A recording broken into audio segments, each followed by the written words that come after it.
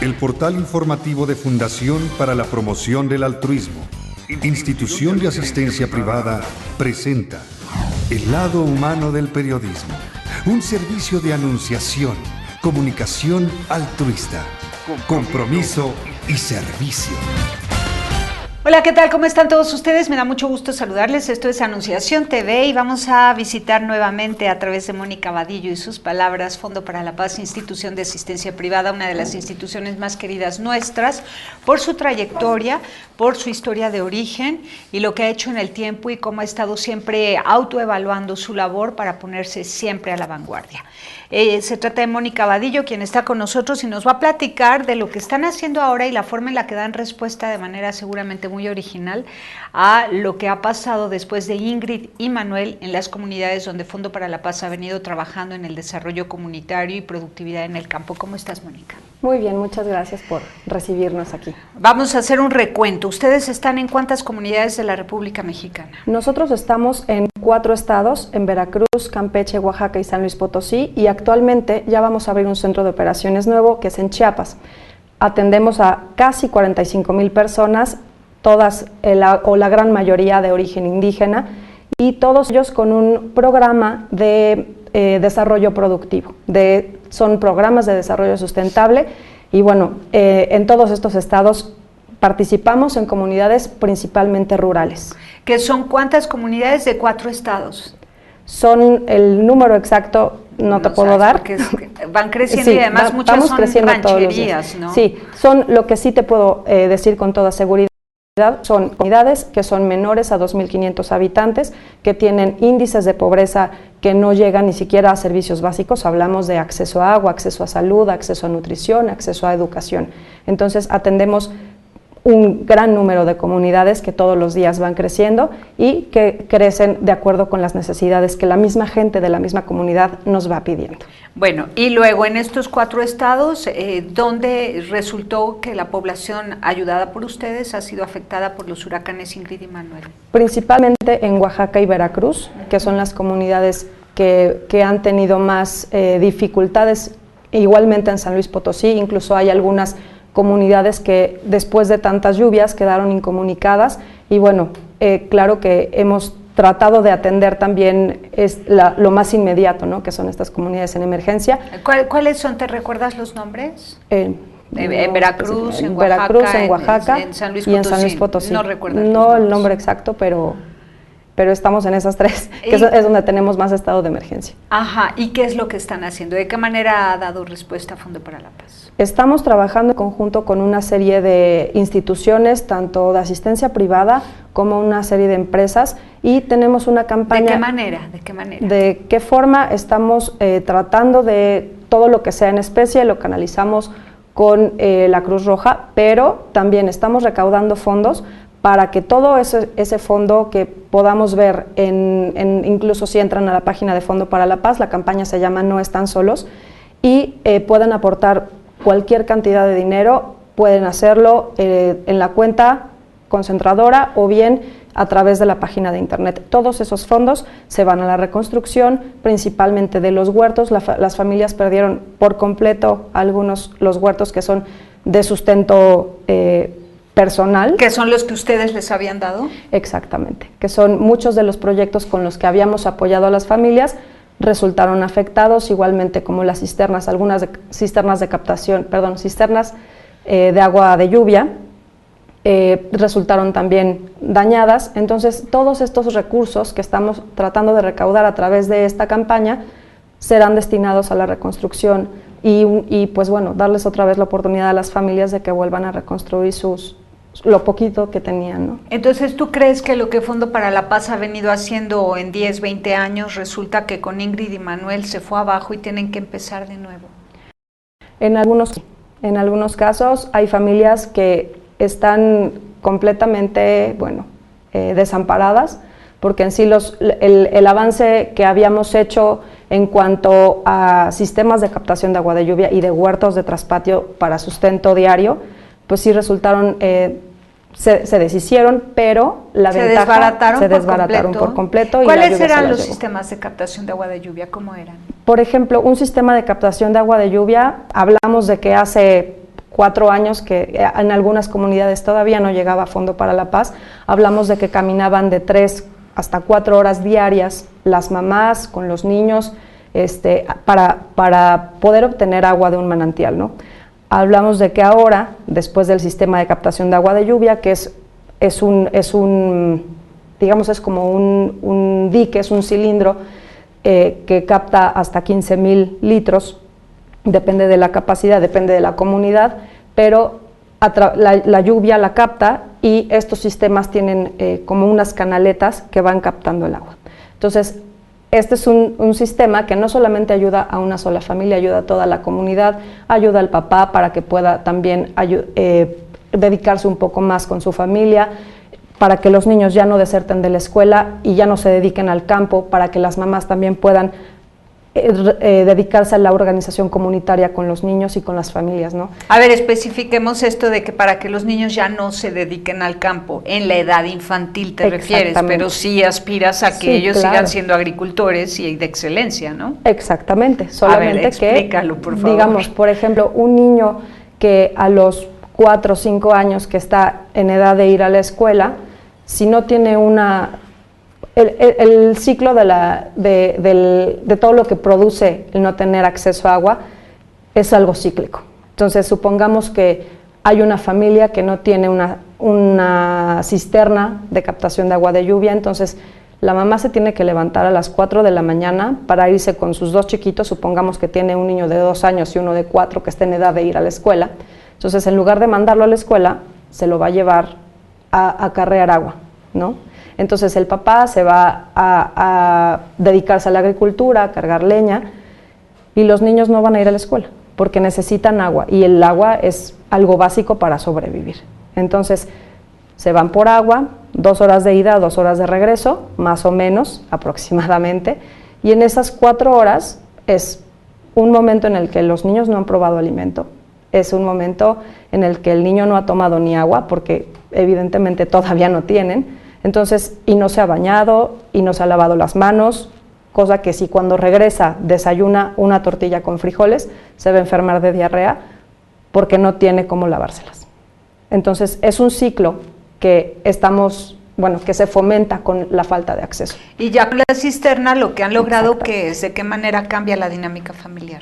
Cambia en el momento en el que la escuela, de entrada, sí está a 1 hora de camino, pero ya no tenemos que ir a cargar agua. Entonces, como mamá, puedo llevar a mi hijo a la escuela, me quedo con el chiquito de 2 años que ya no está, que todavía no está en edad de asistir, pero al más grande lo puedo llevar a la escuela. Entonces, sí es 1 hora de camino, pero ya son 2 horas más que no camine para acarrear agua. Entonces, el papá va a seguir con las mismas actividades de sostener a su familia a través del campo, pero los niños ya van a poder ir a la escuela. Entonces, muchas veces, la razón de que los niños ya no vayan a la escuela es esta misma. Están desnutridos, están cansados, y por supuesto es una razón por la cual las mamás ya no los llevan a la escuela. Entonces, una vez que tenemos un sistema de captación de agua de lluvia, cambiamos por completo la dinámica familiar. De la gran cisterna, ¿cómo es llegar el agua a cada casa? En algunos casos, son unas mangueras que comunican. Supongamos que la cisterna está aquí, y de la cisterna se comunica a la casa de acá, a la casa de acá y a la casa de acá. Entonces, digamos que se van colocando estratégicamente para que esa misma cisterna pueda funcionar para un número de familias en un radio bastante, sí reducido, pero suficiente para que pueda abastecer a varias familias, o incluso en algunos casos hablamos de tinacos.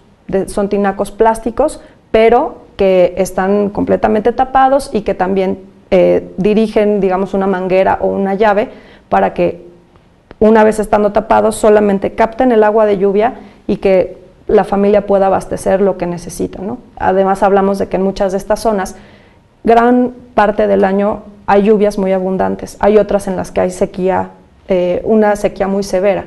Entonces, durante estas etapas de lluvia, hay una posibilidad muy grande de que para estas sequías puedan seguir manteniendo tanto sus huertos como los animalitos que vamos logrando que vayan manteniendo. Entonces, el hecho de tener agua cambia por completo la vida y toda la dinámica familiar. Bueno, y después de saber que ustedes han logrado proveer de estas cisternas a tantas comunidades en 4 estados de la República Mexicana, cuéntanos, en San Luis Potosí, Veracruz y Oaxaca, ¿cuántas de estas cisternas se perdieron? Bueno, yo no tengo un número específico, no te puedo dar un número exacto, pero podemos entrar a la página de Fondo para la Paz con toda esa información completamente específica. Y sí te puedo decir que las familias lo poco a poco que hemos ido logrando con ellos, además de que están muy agradecidos, han podido restablecer sus actividades, que es lo más importante. Claro, pero ahora con Ingrid y Manuel se fueron abajo estas cisternas. Sí. Yo quisiera saber cuántas, a ver si en el corte conseguimos el dato. Sí. Vamos y volvemos.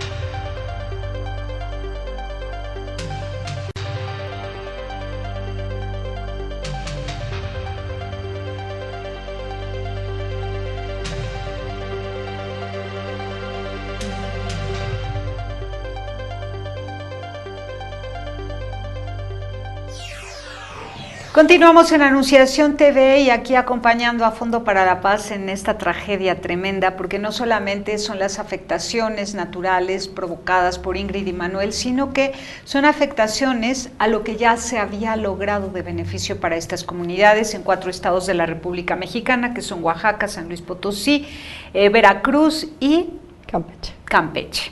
Bueno, entonces, Mónica Vadillo, por favor, dinos, ¿qué es lo que van a hacer ahora? Ya nos cuentas que se han caído las cisternas, seguramente los tinacos también, seguramente, bueno, los llanos y también los invernaderos donde cultivaban sus hortalizas, los animalitos, habrán sido arrasados por la fuerza del agua. Sí, afortunadamente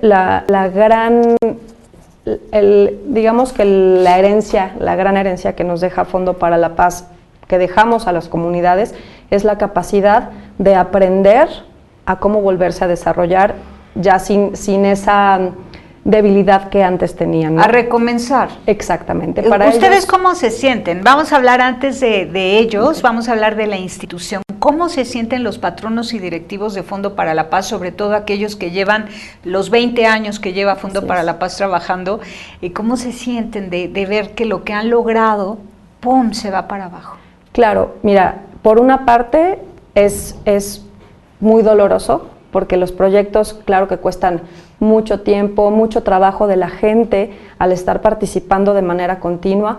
Entonces es un gran dolor, obviamente, perder esa parte material, digamos, ¿no? Y además que pierdan un recurso que tanto les ha costado trabajo obtener. Pero por otro lado, también sabemos que tanto la participación de todos nuestros aliados hace posible que estas familias vuelvan a recuperar lo poco que tenían, y también nuestra metodología de trabajo nos permite saber que todo lo que les hemos ayudado a lograr lo pueden volver a elaborar ellos mismos, ¿no? Han aprendido ya a gestionar también los recursos de alguna forma, han sabido descubrir, bueno, han descubierto que son capaces de poder volver a plantar, de poder mantener a sus animalitos, son capaces ya aprendieron una metodología hasta incluso de construcción. Entonces, a través de todos nuestros programas, esa metodología es una enseñanza que es intangible. Y la construcción quedó a prueba de Ingrid y Manuel, ¿no? Esas casas se mantuvieron en pie. Sí, las casas no tenemos un registro de que haya casas que se haya llevado tanto Ingrid como Manuel, pero sí para los huertos. Entonces, sabemos que de parte de Fondo para la Paz, pues claro que nos sentimos hasta cierto punto atados de manos, porque la ayuda la hacemos desde acá, ¿no? Entonces no podemos ir a reconstruir directamente, pero sí podemos de este lado ayudar a tratar de difundirlo para que la gente se una a seguir ayudando con las demás instituciones que también lo están haciendo, ¿no? Y en las comunidades tienes líderes comunitarios, originarios de cada Así sitio. es. La metodología de Fondo para la Paz es que tenemos un centro de operación en cada estado, no todo lo operamos desde Distrito Federal, tenemos un centro de operaciones aquí que es de donde dirigimos todos los esfuerzos, pero cada centro de operación es estatal y en cada centro de operación hay un líder que tiene otros 5 técnicos comunitarios, y la mayoría de estos técnicos comunitarios son hablantes de lengua indígena, algunos de ellos son originarios de las comunidades, lo cual nos facilita directamente que podamos hacer una cohesión y un vínculo de confianza con la comunidad. Entonces, a través de estos técnicos, que algunos de ellos salieron de la comunidad, logramos llegar a las familias y a través de ellos decimos, oye, nosotros no venimos a imponer, no llegamos con un tráiler de comida, ¿no? Cuando sabemos que a lo mejor no sobra la ayuda nunca. Sin embargo, creemos más en los proyectos sustentables que ayudan a la gente a que desarrolle sus propias capacidades. Entonces, llegamos con proyectos que la gente está de acuerdo en llevar a cabo, y después de un tiempo que vamos creando acuerdos, la gente los lleva a cabo con ayuda de los técnicos. Sin embargo, en este momento de emergencia sí están ayudando, proveyendo de alimento, ¿no? Llevando alimento. Así es. Como te comentaba al principio, en los casos de todo lo que sea especie, lo estamos canalizando con la Cruz Roja, pero sí estamos tratando de que estas comunidades no estén desabastecidas y que en la medida de lo posible, digamos, ahorita es el foco, ¿no? Es lo primero que tenemos que atender. Entonces, tratamos de que esas comunidades no estén... ¿Cómo haces que la Cruz Roja lleve la comida a esas comunidades? No, nosotros estamos en contacto con las comunidades. De repente, cuando nos llegan cuestiones, cosas en especie, lo canalizamos directamente a ellos, pero ellos, Cruz Roja reparte a las comunidades. A ver, no me queda clarísimo, Nosotros, la Cruz Roja... ¿Cómo haces para que la Cruz Roja atienda a tu solicitud de que aquellas cosas en especie que tú le llevas, las haga llegar exactamente a las comunidades donde Fondo para la Paz hace presencia a través de sus técnicos? No, nosotros, ahora te comento, la Cruz Roja gestiona los donativos en especie para las áreas afectadas, pero no específicamente con las que nosotros trabajamos. Con esas nosotros gestionamos por otro lado, porque en sí la Cruz Roja atiende digamos al estado de Guerrero, que es el más afectado, pero nosotros tratamos de atender a esas comunidades a través sí de los técnicos, pero no dependiente completamente de la Cruz Roja, o sea, no... Entonces ni al caso mencionarla, ¿no? ¿Para qué la mencionaste? Bueno. O sea, si te llegan ayudas en especie, ¿tú qué haces con ellas? En general, por eso lo mencioné, porque nosotros no podemos gestionar donativos en especie, porque para nosotros podría implicar un gasto mucho más grande, si no tenemos una alianza con una empresa privada o con personas físicas. Es la razón por la cual, si tú, por ejemplo, llegas hoy y me dices, te traje una camioneta llena de comida, entonces es mucho más, es menos complicado para mí como institución que no recibe una ayuda del gobierno, por ejemplo, directamente, o que no tiene un presupuesto dedicado precisamente a transportación de bienes. Entonces, para mí es mucho más complicado recibir ese producto. Es preferible que lo canalicemos con la Cruz Roja y nosotros gestionamos el dinero para que en campo nuestros técnicos comunitarios detecten las necesidades principales y podamos adquirir en las zonas más cercanas para que podamos abastecer de lo que hay en la localidad y que no nos cueste mucho más, ¿no? Lo que tratamos es dirigir la mayor parte del presupuesto al objeto social. Entonces, el programa, la campaña que tienes No Están Solos, ¿es para asistir en la emergencia y para reconstruir, o estás reservando el recurso solo para la reconstrucción? El recurso es para digamos que hacemos un colchoncito y para lo que nos alcance. Entonces, sí es una parte para podemos hacer reconstrucción, pero otra parte es para los huertos, para restablecer los animalitos de alguna forma y para que las comunidades no estén alejadas. En algunos casos hubo, digamos, muchos deslaves, entonces también hay que volver a abrir camino de alguna forma. Entonces ese recurso es no solamente para comprar comida, que claro que es indispensable y es un estado de emergencia. ¿Y si lo están comprando? Sí, claro, claro.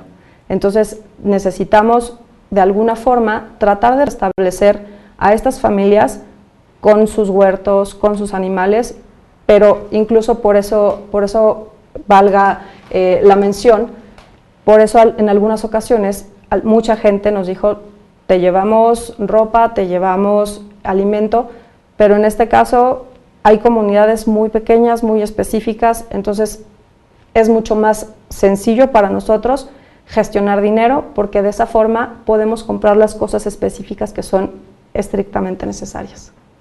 Bueno, ahora vamos a platicar de la Olimpiada Solidaria de Fondo para la Paz, que es una de sus actividades cotidianas. Platica. Así es. Bueno, la Olimpiada Solidaria es una campaña de estudio con causa, es una campaña internacional en la que participamos 10 países y en la que Fondo para la Paz participa ya desde hace 4 años, esta es la 4ª edición. Y es la única institución mexicana que participa. Exactamente. O sea, de México es Fondo para la Paz. Es Fondo para la Paz. E incluso es una campaña española que hace 4 años invitó a Fondo para la Paz precisamente por la metodología de trabajo y por el impacto que tiene tanto a nivel social en la comunidad como también el tipo de trabajo que hacemos también a nivel local, ¿no? Con todas las instituciones con las que trabajamos y todas las alianzas que tenemos. Entonces, la Olimpiada Solidaria es una campaña de estudio con causa, dura un mes, del 5 de noviembre al 5 de diciembre de cada año, y participan algunas de las universidades más importantes del país, que puede ser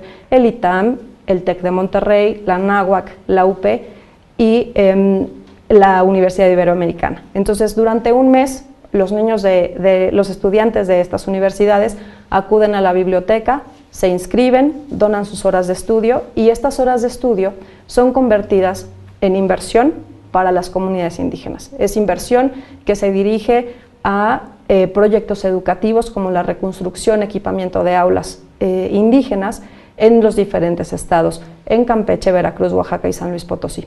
O sea, los jóvenes no tienen que dar ni un solo Ni un peso, peso. solamente se anotan diciendo, estoy entrando a la biblioteca, voy a estar aquí 3 horas y dono estas 3 horas Exactamente. para que ustedes bequen estudiantes o construyan escuelas en donde haga falta. Exactamente. Así es, qué bonito. Así es. Vamos a un corte y nos platicas. Claro que sí. Del 5 de noviembre al 5 de diciembre, México se pone de fiesta porque los estudiantes universitarios están donando sus tiempos de estudio para que se traduzcan en construcción de escuelas y becas para estudiantes de escasos recursos. Volvemos.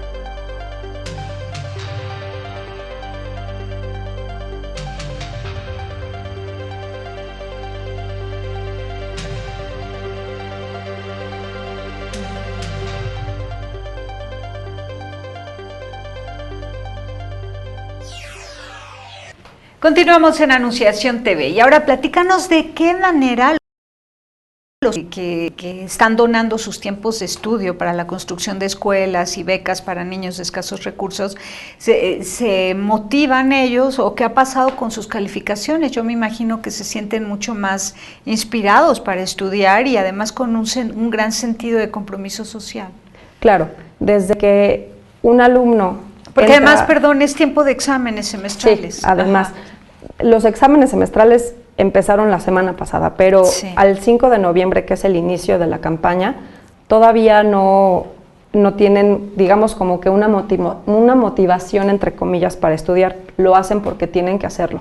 Pero al enterarse de la campaña, empiezan a ir más a la biblioteca. Me ha tocado casos que voy a visitar al ITAM y me ha tocado niños que ven los resultados comparativos con el TEC de Monterrey. El TEC de Monterrey lleva 5,000 horas. Bueno, me voy a regresar para ayudar más a los niños indígenas, y se regresan a estudiar a lo mejor otra hora, otras 2 horas, y así van creciendo. Digamos que es una competencia muy sana en la que ellos saben perfectamente que no están compitiendo por tener más horas contra la otra universidad, sino porque estamos compitiendo por tener más ayuda para los niños indígenas, para tener mejores condiciones. ¿En cuántos dólares se traduce o euros se traduce cada hora de estudio? La campaña mundial es 1 hora, 1 euro. tal cual. Entonces, en México es, digamos, la conversión, es 1 euro, 20 pesos, lo cerramos en 20. Entonces, nosotros con la iniciativa privada tenemos varios aliados ya que tienen con nosotros desde el inicio de la Olimpiada, que han estado aportando esta conversión de horas de estudio. Es un apoyo, yo digo, integral, ¿no? Porque no solamente apoyan a que un sector privilegiado que tenemos en la sociedad, que son los estudiantes del TEC, del ITAM, por la razón que tú quieras, tienen la posibilidad de tener el acceso a una escuela, una educación mucho mejor. Entonces, este grupo de gente está preocupándose por resolver o por ayudar a resolver lo que hoy en México nos hace tanta falta, que es un impulso a la educación. Entonces, este grupo de gente privilegiada ayuda a gente que no tiene los recursos en muchas ocasiones, ni siquiera de servicios básicos.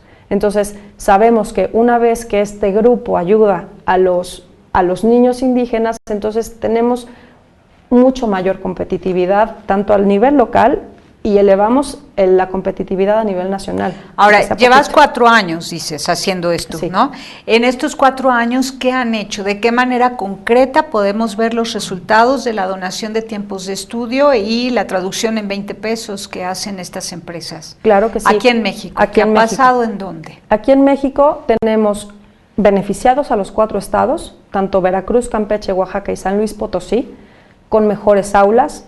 Tenemos más de 3.600 niños, familias indígenas, 3.600 personas indígenas beneficiadas de los 3 años de proyecto, que llevamos, este es el 4º.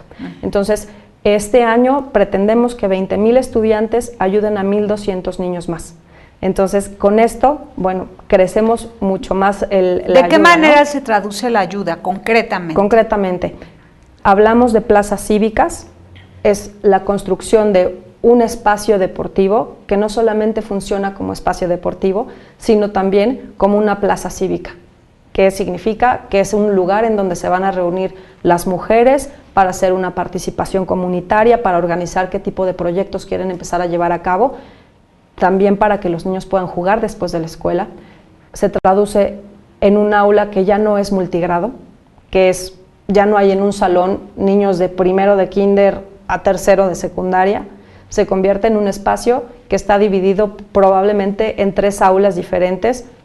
Siguen siendo 2 multigrado, pero tenemos mucho mayor atención de los maestros. Hay que explicar, ¿no?, esto. Lo que pasa es que en las escuelas rurales indígenas, en un solo salón de clases, se integran ahí los niños de diferentes grados. Así es. ¿No? Y el mismo profesor, que son maravillosos profesores para indígenas, educa a los niños de preescolar hasta los niños de secundaria. Así es. Pero la idea de ustedes es que haya varias aulas, aunque sea el mismo profesor, que los pueda tener por separado a los niños. Incluso cuando tenemos una obra de este tipo, lo que sucede es que el municipio envía a más maestros para que puedan cubrir estas aulas nuevas. Entonces, en automático también el impacto es para ellos, porque ya tienen un aula digna, ya tienen un lugar en donde ya no se filtra el agua, ya no se filtra el frío, ya no es un piso de tierra, ya es un piso firme. Entonces, los niños tienen una mejor posibilidad de tener una educación digna, en donde un maestro ya no falta, porque incluso en algunas de las aulas establecemos como dormitorios. Es un espacio muy pequeño, pero es un lugar en donde se puede quedar el maestro. Entonces, ya no es posible que falte, ¿no? Y que a veces también mucha gente nos dice, ay, es que los maestros, ¿por qué no van a las clases? Es su obligación, claro, es su obligación también como para los niños asistir, pero ¿cómo le haces para ir a la escuela con una tortilla en el estómago y con un taco de frijoles, ¿no? Y lo mismo pasa para los maestros, también tienen una vida bien dura y también tienen que recorrer 2 horas de ida y 2 horas de regreso con un sueldo muy, muy reducido, y también tienen que gastar en transporte, ¿no? Entonces, cuando nos colocamos en esa realidad, nos damos cuenta que no solamente es responsabilidad del maestro educar al alumno, sino también falta atacar un poco más el problema de raíz. Entonces, toda esta ayuda. Ahora dime, perdona que te interrumpa, ¿ya están ustedes trabajando, colaborando también, contribuyendo a los planes que van a ponerse en marcha como consecuencia de la reforma educativa? Ese tema es más, te lo puedo decir. Digo, porque me parece que la experiencia que ustedes tienen tiene mucho que aportar a ese grupito de una élite que está diseñando en qué va a consistir la aplicación de las leyes de la reforma educativa. Debería de ser de alguna forma. Nosotros atendemos, estamos en las comunidades en las que estamos en condición en la que no hay ni servicios básicos. Entonces, hay muchas comunidades en las que sí incidimos directamente con el gobierno de alguna forma, porque nosotros ponemos un recurso, no es nuestro directamente, que las empresas, nuestros aliados nos han ayudado a poner, pero con ese recurso vamos con el gobierno local, municipal, yo tengo este proyecto, cuesta tanto dinero, pero ¿de qué forma el gobierno va a apoyar? Entonces, es una ayuda que se duplica, muchas veces se triplica, porque también el gobierno siente la necesidad de participar. Entonces, en las comunidades en las que estamos nosotros, tenemos un plan de trabajo en el que el gobierno participa necesariamente, porque también es necesario hacerlo, ¿no? Claro, eso está bien, pero si ya lo tienen documentado para darlo a conocer, para que la élite que está trabajando sobre la reforma educativa conozca esta experiencia y no llegue a inventar el hilo negro a las pequeñas comunidades. Claro.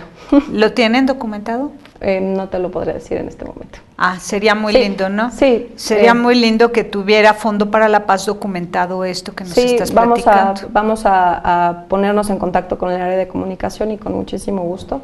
Porque tu área es de desarrollo institucional, ¿no? Sí. Entonces es la que debe tener todos los manuales operativos y documentos que sustenten lo que nos platicas para que se pueda compartir a nivel nacional a fin de que esto se instrumente a nivel nacional, ¿no? Una habitación completa como una suite austera, sencilla, pero muy digna para los profesores de los estudiantes indígenas. Esto me parece súper razonable para garantizar que el maestro está ahí todos los días, de lunes a viernes, y luego ya el viernes se regresa a su casa, pero que puede estar ahí listo, disponible, presto para educar a los alumnos. Mónica Vadillo, te agradezco enormemente que hayas estado con nosotros, te felicito. Gracias. Tus datos han estado en pantalla y esperamos que muchas instituciones, empresas y estudiantes se pongan en comunicación contigo. Claro que sí, muchas gracias. Gracias y felicidades. Muchas gracias. Pásela bien haciendo el bien, hasta la próxima.